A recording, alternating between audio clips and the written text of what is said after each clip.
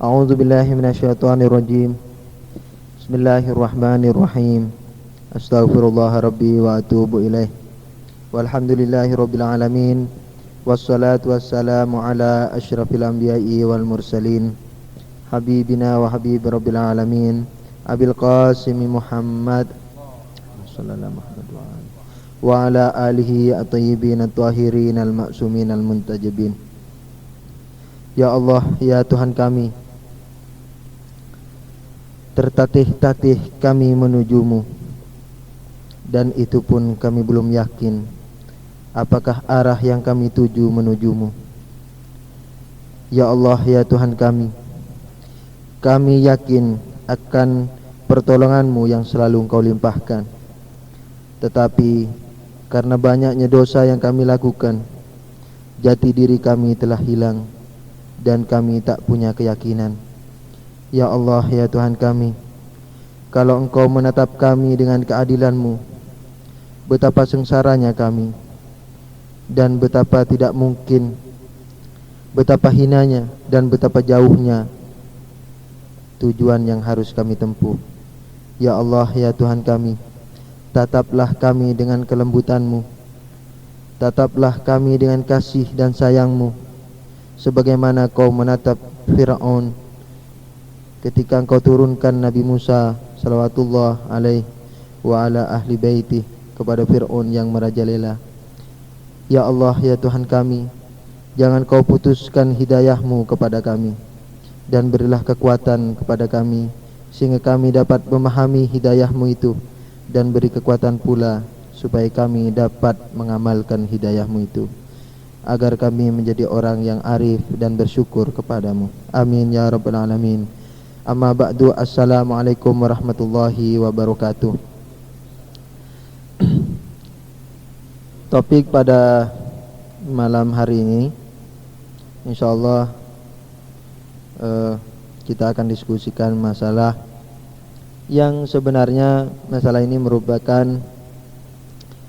semacam konklusi ya dari selama ini yang kita jalani sudah hampir setahun barangkali, yaitu filsafat kenabian atau filsafat agama. Sebenarnya ide ini baru muncul beberapa waktu yang lalu ketika saya mengadakan diskusi dengan teman-teman. Kemudian setelah saya mencoba untuk membuka mizan sebagaimana yang kita lakukan selama ini, yaitu mengambil secara topically tafsir al-mizan yang tekanannya kepada filsafat. Di situ saya terpana kepada suatu topik tentang filsafat kenabian, yang masalah itu ada pada jilid 2 halaman 152 tafsir al-mizan al-lamah Toba-Tobai rahimahullah. Yang topik itu tidak jauh berbeda dengan apa yang saya diskusikan dengan teman-teman pada minggu yang lalu. Karena saya mengira bahwa selama ini kita telah banyak melanglang dalam alam filsafat, walaupun pelanglangan kita tidak disertai dengan bekal yang cukup, namun sekedar untuk mencari kebenaran dan mutiara Islam, walaupun tidak menyeluruh.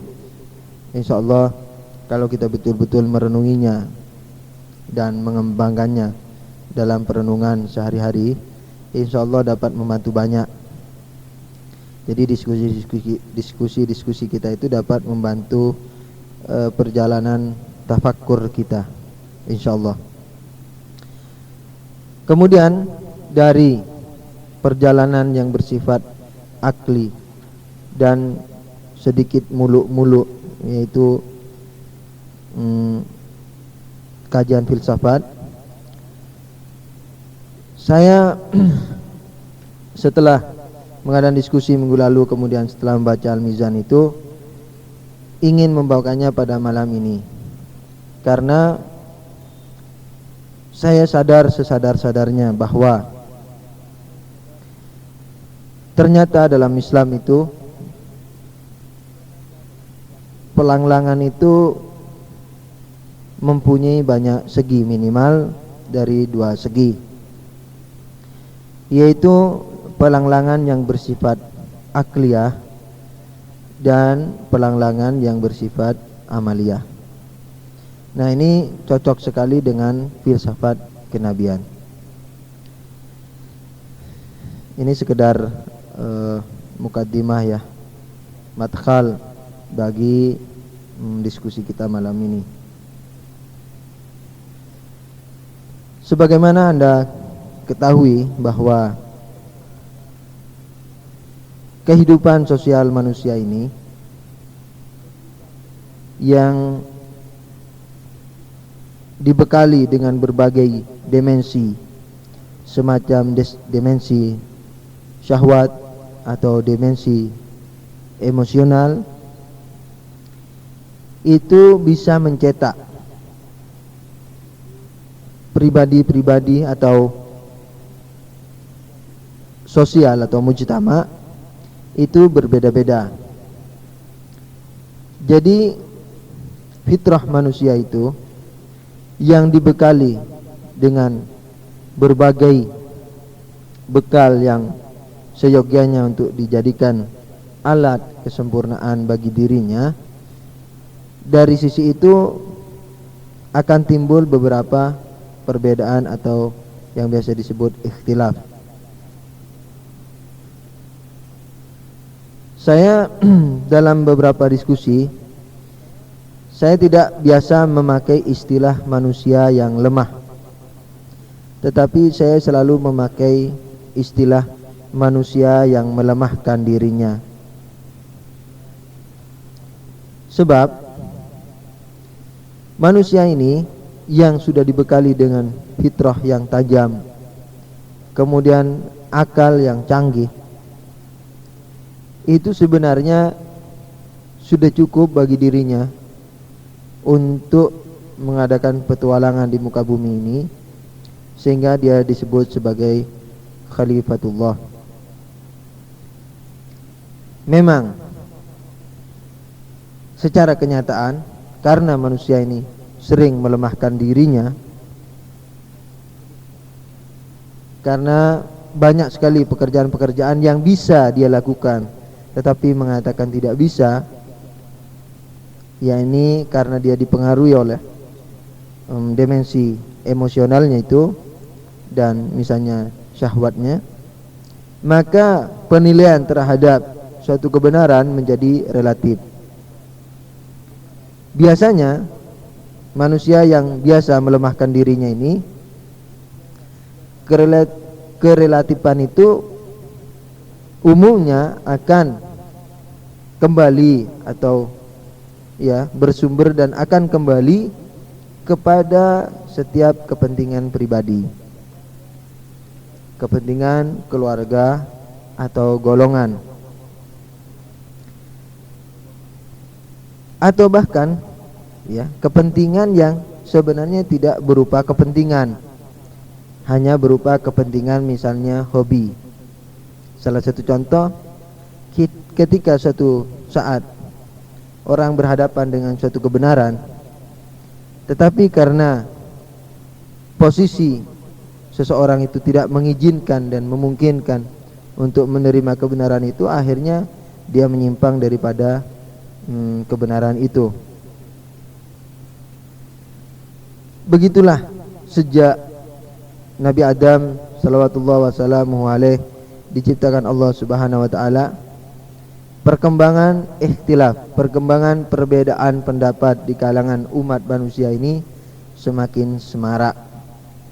Tentu saja dengan catatan harus diingat bahwa karena mereka banyak melemahkan dirinya, akhirnya perbedaan itu semuanya sebenarnya atau kebanyakan bermuara dan kembali kepada kepentingan masing-masing. Ketika manusia dalam kemelut yang sedemikian rupa seremnya ini, Karena apa? Saya katakan serem ya. Karena manusia sebenarnya setiap hari dia digerogoti, umurnya digerogoti, kesehatannya digerogoti, sedikit demi sedikit kesempurnaan badaniahnya, kesempurnaan makamnya di dunia ini terkikis dan akan segera sampai kepada suatu finishing yang membuat dia tak berdaya lagi, sehingga yang akan dihadapinya hanya pertanggungjawaban. Itulah yang saya katakan serem. Dan biasanya kita ini manusia asiknya itu hobi, dan hobinya manusia itu biasanya hanya dan umum itu biasanya di meja diskusi. Itu hobi manusia. Karena apa? Karena manusianya melemahkan dirinya. Bukan lemah, dia manusia yang kuat sampai malaikat disuruh sujud. Tapi karena melemahkan dirinya, tidak percaya terhadap kemampuan dirinya, selalu mempertimbangkan kebaikan yang akan dilakukan, tapi kalau kejahatan jarang dipertimbangkan, akhirnya manusia jadi lemah karena melemahkan dirinya. Di saat itu manusia paling asiknya itu duduk di meja diskusi dan seminar. Diskusi ini tentu dalam bentuk peradaban purbakala dan modern. Jadi pembicaraan saya tidak hanya tertuju kepada manusia kontemporer, jadi manusia secara menyeluruh. Di situ manusia acap kali berdiskusi sampai larut malam dan sebagainya. Tetapi apa? Tetapi hanya berhenti sampai di situ. Karena apa? Ketika dia keluar daripada majelisnya, maka dia berpapasan lagi dengan identitas dirinya yang sudah dia lemahkan sendiri. Di situ mulai dia tertatih-tatih. Maka itu doa saya tadi saya katakan, kami ini sebenarnya tertatih-tatih menujumu. Dan yang kami sangka menujumu itu juga hanya persangkaan belaka. Belum yakin benar bahwa itu betul-betul perjalanan sehari-hari kita ini sudah semakin dekat, mungkin semakin jauh. Mungkin kita semakin menambah musuh, baik musuh yang ada di langit atau di bumi. Sebab malaikat itu kadang-kadang melaknati juga manusia ini, di samping kadang-kadang memintakan ampun untuk manusia. Nah, manusia yang begitu kompleks ini, yang dicorai dengan berbagai iklim, budaya, bahkan pendidikan, dan semuanya itu membawa manusia ini kepada suatu kehancuran. Walaupun perbedaan itu sebenarnya bersifat fitrah dan semestinya membuat manusia berkembang. Seingat saya Imam Shadiq pernah berkata alaihi salam, "In kana ikhtilafu ummatin rahmah fattifaquhum nikmah."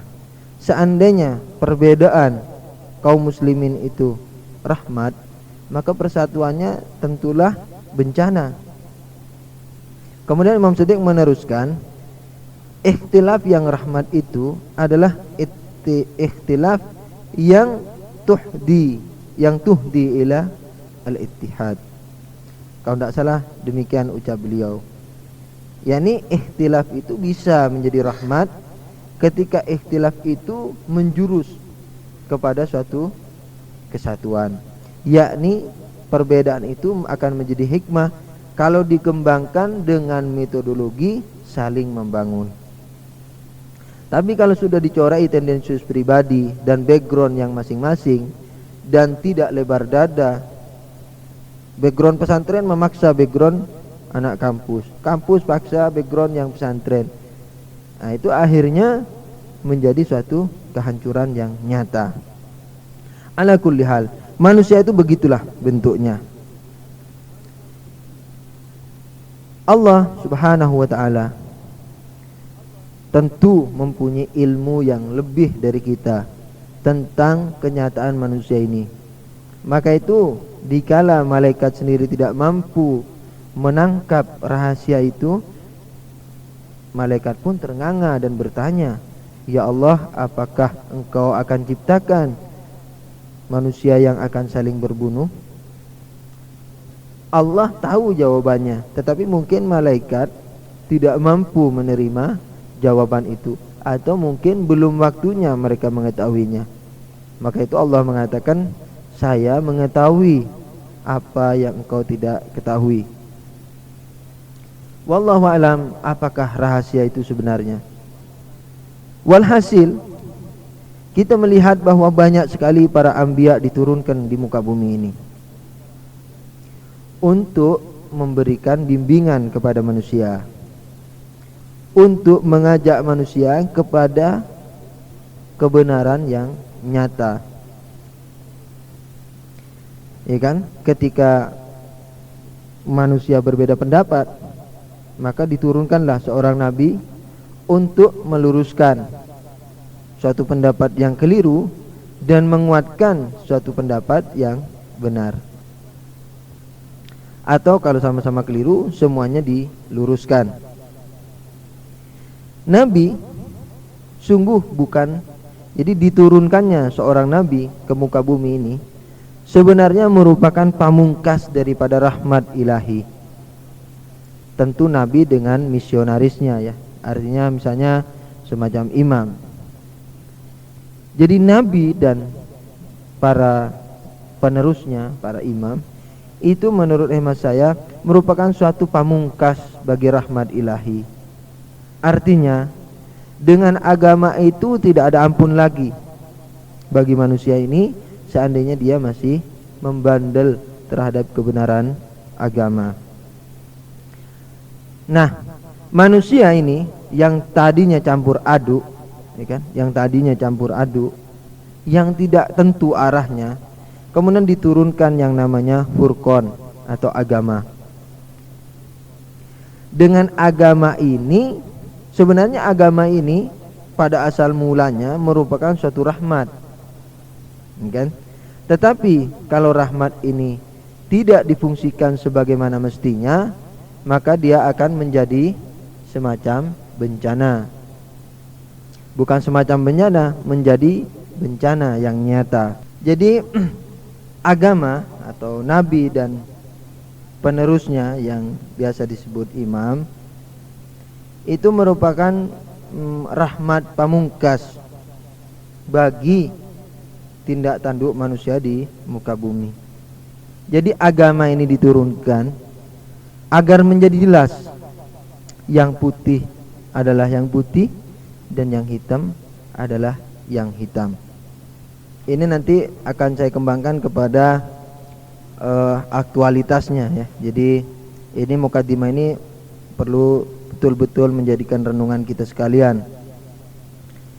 Jadi agama ini diturunkan ke muka bumi adalah untuk membedakan yang benar sebagai yang benar dan yang salah sebagai yang salah. Maka itu sering kita berdoa dengan Allahumma arinil haqqa haqqa farzuqna ittiba'uh wa arinil batila batila farzuqna ijtinabah. Tunjukkan kepada kami kebenaran sebagaimana ia dan berilah kekuatan untuk mengikutinya, dan tunjukkan kepada kami kesalahan sebagaimana ia dan berikan kekuatan untuk menjauhinya. Doa semacam ini bukan hanya hiasan di tengah malam atau di kalbu malam, katanya orang-orang sufi atau irfan ya. Yang enak irfan lah, sufi ini sudah lewat masanya dan sudah kita diskusikan.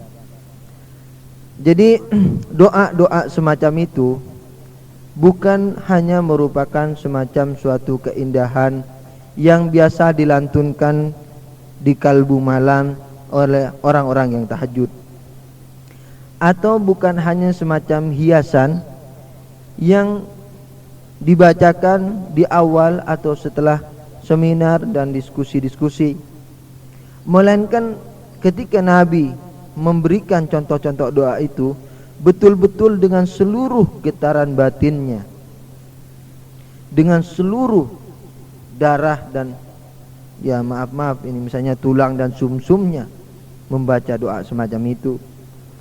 Dia membacanya dengan penuh, dengan satu sisi rasa khauf, takut, dan dari satu sisi rasa raja. Karena apa ya? Mengetahui kebenaran memang dari satu sisi merupakan suatu fadilah. Tahu kebenaran adalah fadilah. Tetapi mengetahui kebenaran ini merupakan cobaan yang mungkin tidak ada cobaan yang paling berat daripada ma'rifah itu sendiri. Jadi mengetahui kebenaran itu merupakan ujian terberat bagi manusia ini. Sampai-sampai orang yang pendek pikiran mengatakan, "Duh, kenapa sih saya tahu bahwa ini haram? Coba nggak tahu kan enak. Duh, kenapa sih saya ini akhirnya tahu bahwa hal ini misalnya tidak benar. Coba saya nggak tahu kan akhirnya tidak menjadi masalah." Sebagian orang berpikir semacam itu. Jadi agama ini diturunkan adalah untuk memberikan khat. Kul hadza sabili hadza sirati mustaqiman fattabi'u. Ya kan? Katakan wahai Muhammad, ini jalanku yang lurus, maka ikuti, dan jangan ikuti yang lain, jalan-jalan yang lain. Jadi diturunkannya agama ini di samping untuk meluruskan ikhtilaf itu dan memandunya kepada kebenaran, atau bahkan mengeritiknya, atau bahkan mengecamnya, atau bahkan memeranginya suatu kebatilan di muka bumi. Supaya apa? Supaya manusia ini berpaling dan mengarah kehidupannya kepada asal muasal dan filsafat diciptakannya manusia itu, yang dilambangkan dengan top puncaknya dengan sujudnya para malaikat. Sebenarnya sujud itu dari satu sisi boleh kita banggakan, tapi dari satu sisi mestinya kita tidak ada waktu untuk tertawa, ya kan? Karena apa? Kita harus lebih ngetop dari malaikat. Kalau tidak, neraka tempat kita. Nggak ada pilihan lagi. Jadi nggak ada yang warnanya itu misalnya hijau, putih, atau hitam. Nah, dengan demikian maka agama ini selalu Allah turunkan ke muka bumi. Tentu perlu saya beri peringatan, filsafat sebenarnya tidak membahas relativitas. Agama di kacamata filsafat itu relatif. Jadi relatifnya sangat tinggi. Jadi sebenarnya dia tidak dibahas dalam filsafat. Itu yang dinyatakan oleh Allamah Tabatabai. Jadi filsafat ya sebagaimana maklum yang sering saya katakan bahwa dia membahas suatu hakikat, suatu wujud yang fakta, tidak membahas i'tibariyah. Artinya tidak membahas sesuatu yang relatif. Agama dalam pandangan filsafat itu relatif. Ini mungkin sangat menyalahi apa-apa yang kita lihat di negara kita ini, bahwa justru katanya akal itu adalah relatif. Justru agama itulah hakikat. Padahal dalam kacamata agama itu dalam kacamata filsafat ya, agama adalah relatif, ya kan? Hakikat adalah suatu fakta, itu hakikat. Namun kenapa filsafat membahas agama?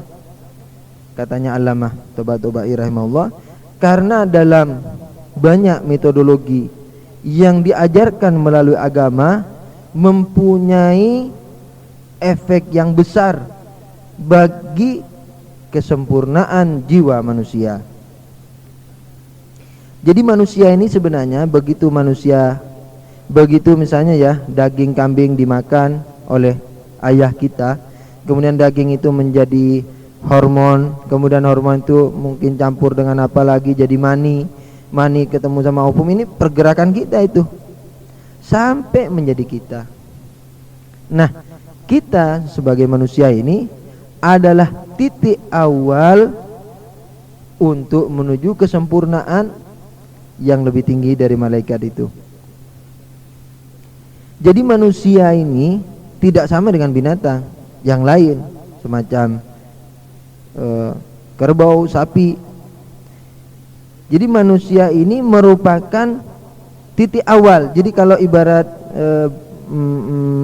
tanah lempung gitu ya, kita bikin tanah lempung itu misalnya bulat, kita bikin bulat, kemudian kita taruh tanah lempung itu di satu tempat, kan?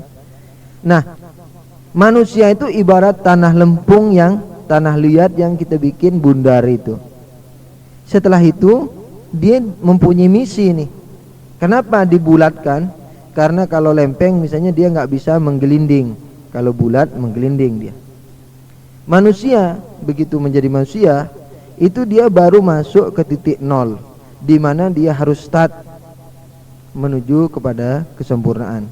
Maka itu orang yang tidak start, bahkan dia mundur, Allah mengatakan sama dengan kehidupan binatang. Balhum adallu sabila, mereka lebih rendah lagi. Karena apa? Karena dia sudah bundar, ya kan? Nah, kembali kepada masalah kita, ya. Agama yang relatif tadi, kenapa relatif dan kenapa dari satu sisi dibahas dalam filsafat yang berarti hakiki? Relativitas agama Anda bisa melihat daripada risalah-risalah yang diturunkan pada zaman dahulu dan sekarang.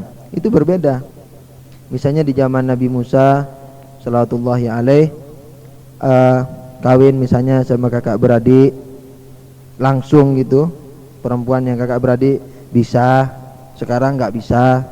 Dulu Quran ada satu hukum atau satu pernyataan, kemudian dinasakh, dihapus dengan pernyataan berikut. Itu relatif, menunjukkan kerelatifan agama. Tetapi yang perlu diingat bahwa kerelatifan itu bukan berarti Tuhan tidak mampu memberikan suatu hakikat. Melainkan apa? Melainkan syariat itu merupakan metodologi untuk mengantar manusia kepada hakikat itu. Jadi dia bukan hakikat agamanya itu, dia relatif. Maka itu kadang-kadang Tuhan halalin, nanti diharamin. Nah, kenapa Tuhan halalin pada satu saat dan haramkan pada saat yang lain? Karena situasi manusia yang Allah ketahui, dan itu bukan urusan manusia. Yang penting kalau halal kita makan, suatu saat haram kita tinggalkan. Itu saja tugas penghambaan kita. Dan Allah tidak main-main dengan agamanya itu.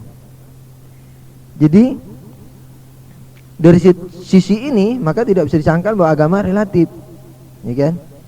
Relatif sekali. Nah, misalnya sholat dulu zaman Nabi Musa mungkin tidak seperti kita sholatnya. Zaman awal kenabian tidak ada mungkin perintah sholat semacam kita ini, kecuali setelah misalnya Isra Mi'raj.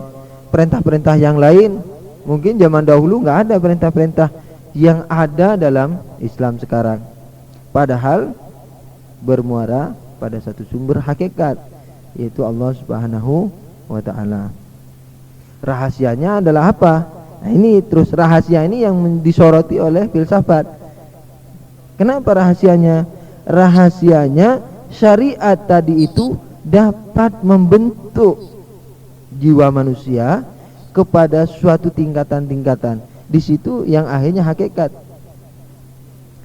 Jadi misalnya manusia yang tadinya nol, ketika dia beramal dengan agama, dia mentaati dengan baik agama itu, maka dia terbentuk jiwanya itu. Rohnya itu mempunyai wujud lain, mempunyai wujud dan bentuk lain yang sangat berbeda dengan orang yang ahli maksiat. Berbeda sekali. Karena mempunyai efek begitu, maka filsafat mensorotinya, nyorotin. Walaupun dia relatif, tetapi relatif ini memang Allah bikin sesuai dengan kemampuan manusia untuk membentuk jiwa manusia. Nah, jiwa manusia adalah suatu realitas dan hakikat. Disitulah filsafat ikut andil membahas syariat. Maka itu pada malam ini topiknya yang cukup muluk-muluk, yaitu filsafat agama atau kenabian. ini sebenarnya saya mau menuju kepada satu tempat yang ngeri sebenarnya. Maka itu harap jangan sampai putus asa untuk ngikutin ngalor ngidulnya ini. Jadi ketika Allah menurunkan dengan seluruh, artinya dengan makrifat atau dengan alimiyah, dengan bukan alimiyah ya, dengan ilmunya yang dia punya, dengan seluruh bukan seluruh kesempurnaannya, dengan martabatnya dia sebagai ilah atau sebagai Tuhan, telah dengan serius, kalau boleh saya pinjam bahasa manusia ini, serius sekali dan bukan main-main dalam menurunkan agama. Kalau sudah begitu, maka agama ini apa? Kesimpulan sementara yang harus kita ambil adalah merupakan sirat, merupakan jalan yang kalau diikuti selamat, kalau enggak celaka. Tentu bagi orang yang sudah tahu sirat itu. Kalau enggak tahu, itulah masalah yang lain. Justru agama ini datang untuk memilah itu mana yang baik dan yang mana yang benar. Maka itu orang yang betul-betul taat kepada agama dijuluki sebagai Furqan Al-Faruq, Faruq Al-Faruq. Misalnya Imam Ali alaihissalam, salah satu julukannya adalah Faruqul Akbar, Faruq yang luar biasa. Jadi beliau enggak ada embel-embel dalam menilai. Lain halnya dengan bertindak, itu masalah lain. Masalah bertindak sesuai dengan relativitas agama tadi. Kalau orang enggak mampu memikul 10 kilo, kasih 5 kilo. Kalau sekiranya dikasih 10 kilo malah dia tinggalkan beban itu, maka kita enggak boleh ngasih dia 10 kilo. Cukup dengan 5 kilo, walaupun mungkin dia dalam keadaan maksiat. Misalnya Anda lihat peminum khamr. Kalau saya larang minum khamr, saya tahu pasti bahwa dia akan bunuh orang tuanya misalnya, atau bunuh yang lain, tetangganya, karena dia stres. Maka ketika dia minum khamr, Anda tidak boleh melarang dia, walaupun dia dalam keadaan dosa. Tapi Imam Malik kalau ditanya apa itu dosa, tetap dosa. Jadi Faruqul Akbar beliau itu. Ala kulli hal, jadi agama diturunkan sebagai jembatan menuju kesempurnaan kita manusia. Artinya kesempurnaan yang mesti kita tuju. Nah, kalau kita berpaling kepada diri kita atau lingkungan kita tanpa ditambah-tambahi dengan suudon sekalipun, maka kita akan menjadi sedikit atau banyak bahkan atau super, yaitu malu kepada kenyataan yang ada. Kenapa? Karena ya, pada kenyataannya Islam yang begitu agung, yang turunnya ayat per ayat, yang mungkin malaikat Jibril itu tertatih-tatih memikul ayat itu turun ke bumi. Saking beratnya amanat ilahi itu. Setelah sampai ke bumi, kita sebagai muslimin menyambutnya dengan Allahu Akbar. Tapi ingat, dari satu sisi atau dari banyak sisi, kaum muslimin sendiri melecehkan syariat itu. Di sini yang saya ingin tekankan itu, yang saya katakan topik yang cukup mengerikan sebenarnya. Karena apa? Kalau kita mau introspeksi kepada diri kita, maka agama itu habis di seminar sebenarnya, habis di majelis diskusi semacam diskusi kita ini. Di luar diskusi kita nggak ada diskusi lagi, dan kita tidak ada riyadhah atau yang dikatakan sport batini, itu nggak ada. Artinya olahraga jiwa yang semestinya kita menjadi pahlawan, katanya orang Iran. Pahlawan itu adalah jagoan gulat yang berhati mulia. Jadi roh kita ini ibaratnya badan, ditugaskan oleh Allah supaya kuat menjadi pahlawan. Tapi ini pahlawan batin, bukan pahlawan badan. Itu sudah nggak ada. Jadi agama itu hanya hilang begitu saja dalam seminar, dan indah rasanya, dan begitulah enaknya beragama itu. Jadi sudah keluar daripada filsafat diturunkannya agama itu sendiri. Agama yang tadinya menjadi Farukul Uzma, kalau Imam Ali Farukul Akbar, agama itu Faruk Uzma. Ya, memang beliau sama agama ya satu ya. Tetapi agama dari sisi agama yang mencakup diri beliau adalah lebih luas agama, Farukul Uzma, yang diturunkan dengan mungkin diiringi dengan syukur para malaikat yang mungkin bersyukur kepada Allah karena menurunkan agama, dan tidak pernah dia tegak dari sujudnya karena bersyukur, sampai ke muka bumi hanya menjadi penghias pena, penghias surat-surat kabar yang memang tujuan aslinya bisnis, penghias semacam itu, penghias seminar. Apalagi memang seminar dibisniskan sih nggak apa-apa, cuman jangan sampai berhenti di situ.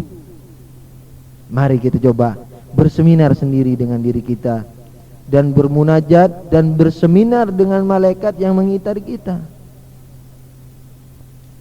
Kita katanya farhan, kita ini bahagia, kita bangga karena para malaikat dekat dengan kaum mukminin. Tapi daripada dengan kedekatannya itu kami selalu menyakiti para malaikat. Umpamanya ibarat malaikat itu nggak suka bebauan, misalnya nggak suka misalnya bebauan macam apa gitu ya.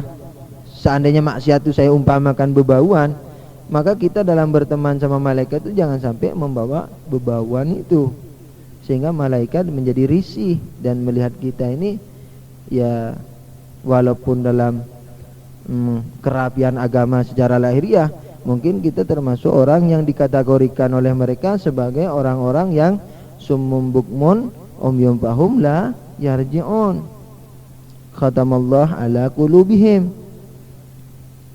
Coba bayangkan agama yang kita bela dengan seluruh kemampuan kita, ya kan? Tapi kita tidak mewujudkannya dalam diri kita dan rumah tangga kita. Dan kita ini yang sering bahkan melecehkan agama itu. Kalau seorang kafir yang melecehkan, langsung bakar, bunuh kalau mampu, ya kan? Maka itu di Indonesia ini atau di mana sajalah, orang itu sangat hati-hati kalau dia mau menulis tentang Islam, khususnya orang-orang yang di luar Islam. Tetapi ketika seorang mujtahid, seorang yang merupakan kepanjangan tangan para imam, memberikan fatwa-fatwa kepada kaum muslimin, katakanlah yang Syiah, itu tidak jarang di negeri yang ya cukup lumayan rusak semacam lingkungan kita ini ya, yang sedikit moralnya ini ya begitu saja, itu mendapat lecehan yang luar biasa. Padahal agama itu merupakan rahmat pamungkas, nggak ada rahmat lagi setelah ini. Jadi kalau kita mati tidak bertamassuk, lepas mau akidah Ahlussunnah wal Jamaah atau akidah Syiah ya, yang jelas kalau kita yakin itu dan dengan ikhlas kita teliti yakin kepada yang mana yang benar, itu masih dalam taraf ma'fu seandainya kita memilih yang salah. Yang penting apa? Aktualitas daripada apa yang kita yakini itu. Jadi nilai kebenaran itu bagi Tuhan tidak begitu penting. Yang penting, yang paling utama, kebenaran penting loh ya, bagi orang yang mampu memahaminya. Tetapi bagi seluruh manusia ditaklifi oleh Allah, ditugasi oleh Allah untuk mencari dengan sekuat pikiran dan kemampuannya dan mengamalkannya dengan ikhlas tanpa ada tendensiusnya. Itu tugas yang paling uzma bagi manusia, yang paling besar. Pelacakan kepada kebenaran itu merupakan tugas berikutnya, yang termasuk tugas agama manusia ini. Jadi harus mencari. Kalau tidak mencari, misalnya saya Syiah, saya tidak teliti Sunni umpamanya, terus ahli sunnah yang benar di hadapan Tuhan, saya akan mendapatkan siksa dari Allah Subhanahu wa ta'ala. Atau sebaliknya, saya ahli sunnah wal jamaah, tidak meneliti Syiah, dan ternyata di hadapan Tuhan Syiah yang benar, ini ada kemungkinan besar akan mendapatkan siksa. Jadi tugas kita adalah mencari dengan sepenuhnya. Dan ingat, ketika mencari boleh kan ngadain seminar, ngadain diskusi, cetak buku, cetak buletin, boleh itu, dan itu lazim. Tetapi itu merupakan suatu alat yang benar-benar alat, bukan tujuan kita. Tujuan kita adalah apa? Mencapai kesempurnaan tadi. Yang agama diturunkan itu untuk mengangkat manusia kepada derajatnya itu. Nah, dalam memahami syariat, ya kan? Ini lebih ke dalam lagi. Dalam memahami syariat, terus terang mungkin dalam belajar kita, dalam diskusi kita, timbul gejolak dalam hati. Kadang-kadang kita pro dalam hati itu, kadang-kadang kontra. Sebenarnya kalau kita menyadari bahwa Allah pernah berfirman, A'udzubillahi minasyaitonirrajim, la takfu ma laysa laka bihi ilm, innas sam'a wal basara wal fu'ada kullu ulaika kana anhu mas'ula. Kalau enggak salah begitu ayatnya. Jangan berkata apa yang kau tak mengetahuinya. Sesungguhnya pendengaran dan penglihatan serta hati itu bakal dimintai tanggung jawab oleh Allah Subhanahu wa taala. Nah, ketika sampai kepada masalah hati ini, kalau mulut bolehlah mungkin ya kita mungkin bermanis-manis menghadapi kebenaran yang kita enggak setuju, tapi di hadapan Tuhan semacam itu tidak bisa dibenarkan dan sangat rendah kedudukannya. Ketika kita menghadapi suatu kebenaran, ketika kita menghadapi satu bimbingan ilahi, bimbingan nabi atau imam, atau kepanjangan tangan imam, kemudian walaupun dalam hati, kemudian misalnya kita dalam hati melecehkannya dan sebagainya. Ada seorang arif, ini yang biasa disebut Irfan, suatu hari pernah berkata, wah, hari ini kok panas ya. Dia berkata begitu, hari ini kok panas banget.